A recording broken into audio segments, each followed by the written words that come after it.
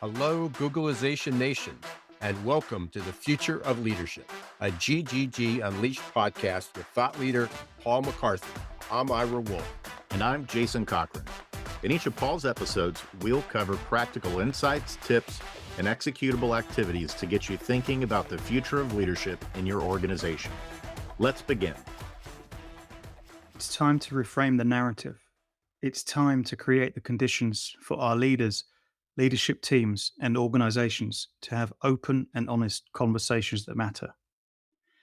I'm Paul Mack from Paul Mack Leadership, just a poor boy from Shepherd's Bush, challenging the way things are done. I've adopted a counterintuitive approach to the future of leadership that's starting to gain traction. What I'm sharing is raw, it's unconventional, but it's always focused on having the conversations we need to have. In our last episode, we walked through a tool called the Individual Disruptive Leader Checklist, and that's a tool that's based on the 6 qualities that disruptive leaders are characterized by. I'm back with part 2 of my conversation around disruptive leaders, how to identify, recruit, and onboard them. As you listen, think about how prepared you are as a leader, or what changes your organization may need to make to properly identify, recruit, onboard, and develop leaders who are disruptive. As a disruptive leader and someone who's developed a range of leadership maturity models over my 25-year plus career, my research reveals that nothing actually exists for organizations, especially if they're interested in measuring how disruptive their leaders are at an enterprise level. So this really sparked a curiosity in me, and I began to ask some key questions which would ultimately result in this tool that I'm about to walk through. The most impactful of these questions was the following, and I'd encourage you to ask this as well. How does my organization's current approach to identifying, recruiting, onboarding, and developing leaders support and celebrate leaders who are disruptive? And without spoiling the question and the answer, the processes and systems don't actually support you encouraging disruptive leaders in your organization. So the enterprise level disruptive leader maturity model was designed to address this. And it's really a tool for organizations to assess awareness, appetite, readiness, and commitment to embrace disruptive leaders as part of how the organization identifies, recruits, onboards, and develops leaders. As maturity models in this area don't yet currently exist, my aim is that they become a recognized means by which an organization can measure its progress against established benchmarks and help them recognize 2 things. Number 1, that equipping and ensuring their organization is prepared for how to embrace disruptive leaders. It's a journey, and that progress along the journey will be strengthened as the organization continues to evolve through the maturity model stages. And number 2, not each stage of the maturity model may be relevant for where an organization is currently at. So as we walk through this tool, I'd like you to recognize that. And I'd also like you to recognize that obtaining a higher level value, so basically a higher value from your disruptive leaders, is possible once your organization begins to adopt a higher maturity level as part of using this maturity model. The maturity model is comprised of 2 elements. The first element is a maturity model stage and an explanation of the maturity ranking. And the second element is a division of components. So we have 3 components. Number 1, leadership identification and recruitment. Component 2, leadership onboarding. And component 3, leadership development. So as we walk through the maturity model, I just want to set the context for listeners because this is quite a robust tool. There's over 70 areas to consider within the 5 maturity model stages. And it's really quite a dense tool that I typically take some time to walk through with organizations. I have a few minutes to walk through it here. So what I do want to do is just set the context by outlining something about each of the 5 maturity model stages and an explanation of the maturity ranking of those stages. The first stage is what I call ad hoc. And that's where no specific strategy exists for disruptive leaders in terms of identifying and recruiting, onboarding, and developing them. Processes are generally informal, they could be inconsistent, and they're inconsistently applied and they're not documented. The second maturity model stage is what I call repeatable, and that's where guidelines are being developed, though ad hoc decision making is the norm. Basic processes do exist, though they're not fully documented or consistently executed in an end to end manner. Defined is the third stage of the maturity model, and that's where a formal strategy does exist. It's in place for identifying, developing disruptive leaders, where processes for basic activities are also fully in place. They're documented and executed in a consistent manner. The fourth stage is managed, where a formal strategy is in place and it's customized for different parts of the organization. Regular reviews of processes are happening to ensure that they remain effective. And then finally, the fifth stage of the maturity model is what I call optimized. And that's where your organization has a differentiated strategy in place that's used to drive competitive advantage. It's leveraging best practices and implementing best practices.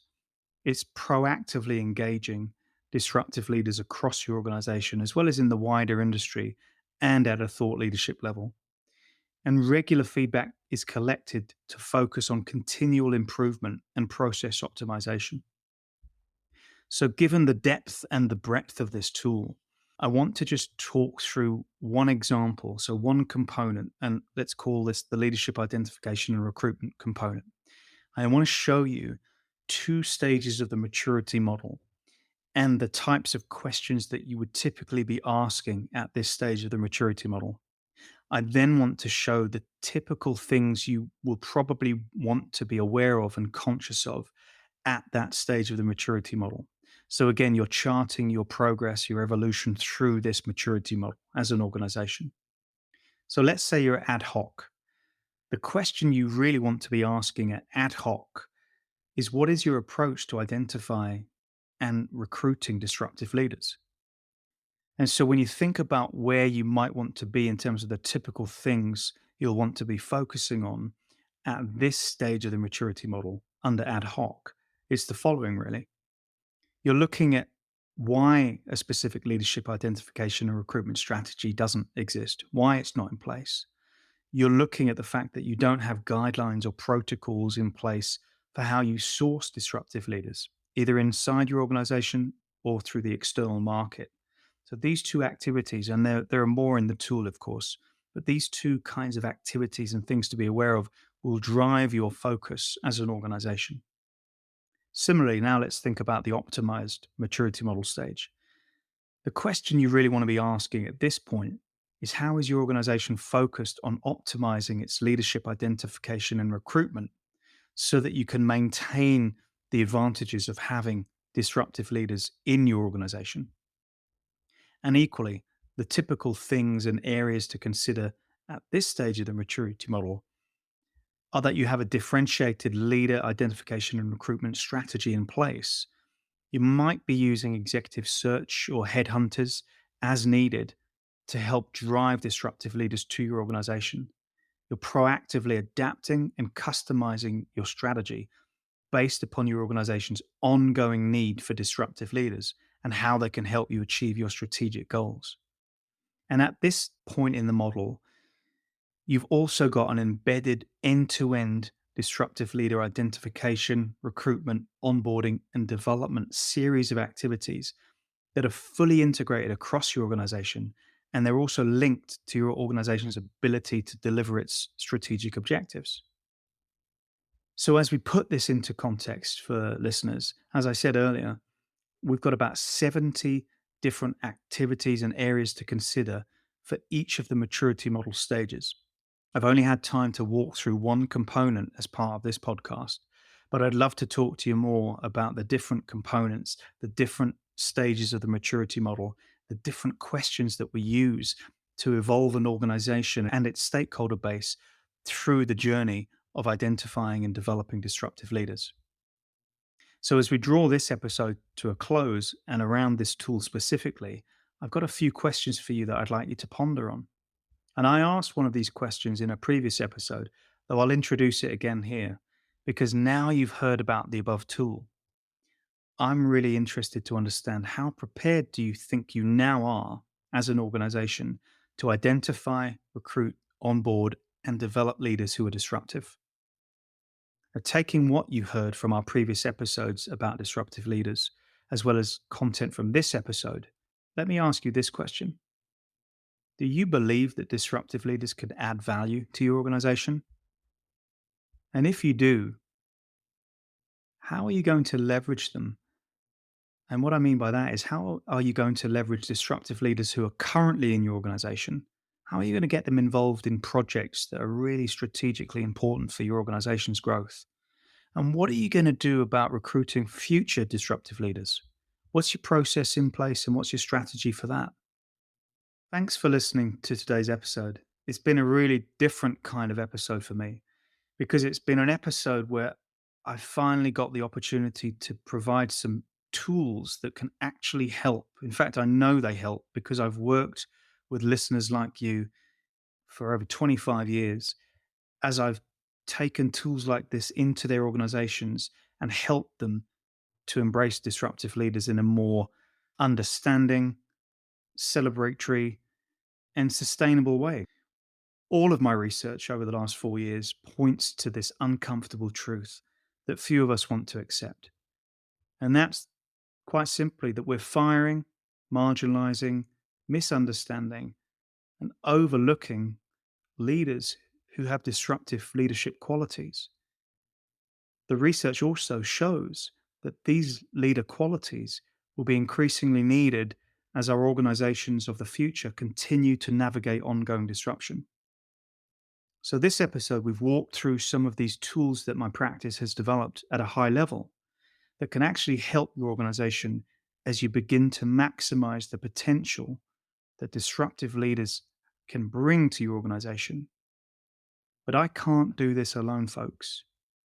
Disrupting our collective understanding and our approach to traditional leadership, well, it's going to require a willingness on your part to identify, recruit, onboard, and develop leaders who can increasingly challenge assumptions, who can increasingly embrace innovation, and who can increasingly foster and promote a more collaborative and transparent culture.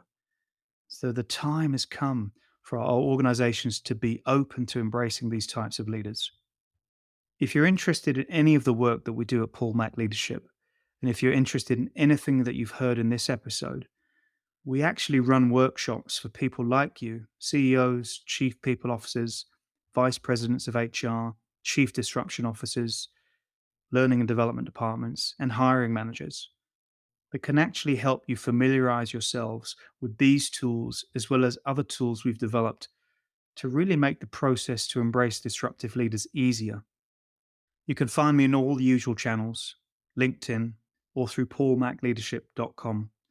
And I'd be happy to have a discussion with you about these tools and how they can support your organization as you begin to maximize the role that disruptive leaders can play in evolving your organization.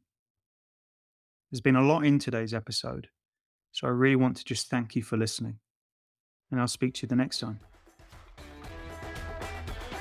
That's it for today's episode. Thank you for tuning in and learning about the future of leadership. We'll be back next month with Paul for another episode. But until then, please visit Paul's website for additional resources at paulmacleadership.com. And until next time, don't let the shift hit your plans.